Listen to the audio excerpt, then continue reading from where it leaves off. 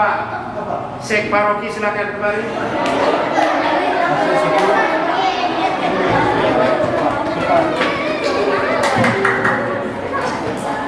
Tiga.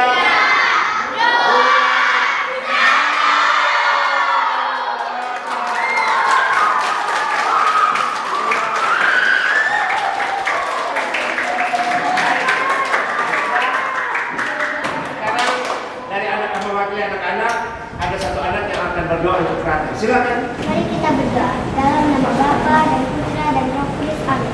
Tuhan, kami bersyukur karena kami bisa bertemu lagi di gereja, dan kami juga bersyukur karena hari ini adalah ulang tahun Frater Biros. Semoga Tuhan memberkati kita semua, terutama Frater Biros yang berulang tahun hari ini. Kristus Tuhan kami.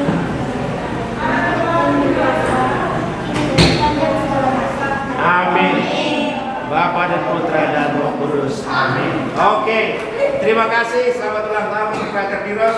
Umur panjang, sehat selalu, kuat dan selalu diberkati Tuhan dalam menapaki perjalanan hidup serta pelayanan setiap hari.